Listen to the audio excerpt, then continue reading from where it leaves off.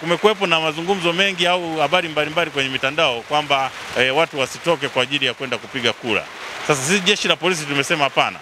Tumefanya kikao na askari, wanatuhakikishia kwamba wananchi wamehamasika kwenye maeneo mbalimbali kutokana na mikutano, elimu tunayotoa kwenye mikutano, kwenye makanisa, kwenye vyombo vya habari, kwamba watu wajitokeze kwa wingi kwenda kupiga kura kama walivyojiandikisha ili watumie haki yao ya msingi kupiga kura. Kwa hiyo hata sisi jeshi la polisi kama sehemu ya Watanzania tuko tayari kwenda kupiga kura kwa ajili ya kumchagua kiongozi ambaye tunaona anatufaa. Rai yangu kwao kwanza ni kwamba wajitokeze kwa wingi kwenda kupiga kura ili watumie haki yao ya msingi kwa ajili ya kumchagua kiongozi wanayemtaka. Lakini la pili, jeshi la polisi limejipanga kuhakikisha kwamba ulinzi unaimarishwa kwenye vituo vyote vya kupigia kura na maeneo yote ya kuhesabia kura na maeneo yote ya biashara, kuhakikisha kwamba mtu akimaliza kupiga kura basi aendelee na shughuli zake kama kawaida.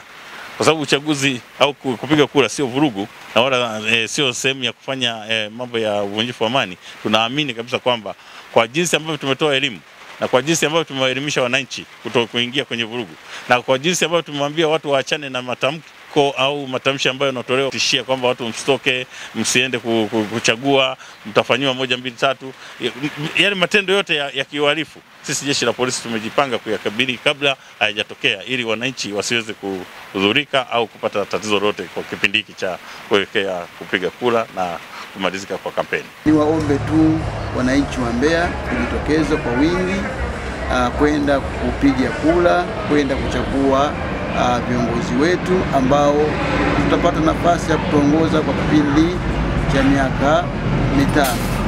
Kwa kweli usipoenda kupiga kura haujitendei haki, kwa sababu utakuwa unajilaumu kwamba kiongozi huyu aleti maendeleo au hanisikilizi, lakini hujajihusisha katika kumpata huyo kiongozi, na huko ni kujikosesha haki yako ya kikatiba, haki yako ya kupiga kura.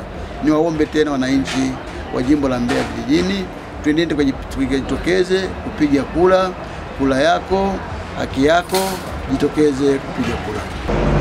Nimejifunza kutenda haki kwa kila mtu, kuzingatia watu wenye ulemavu, watu wenye mahitaji maalum, kuwapa kipaumbele katika zoezi hili. Kikubwa ni kutenda haki. Niwaombe wakazi wa Mshewe waweze kujitokeza kadri wanavyoweza.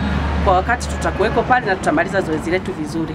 Tunaomba Mungu atusaidie. Umetuelimisha, kutuonyesha jinsi ambavyo mwenendo wa upigaji kura ulivyo huru na wa haki. Kwa hiyo niwasisitize wananchi wote wajitokeze kuja kupiga kura, kwani kama tume imejipanga vizuri kushirikiana nasi katika kutenda haki katika kila mmoja wetu.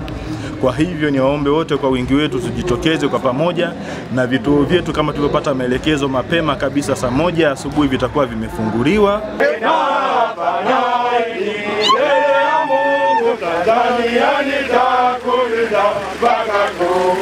Kati ya majeshi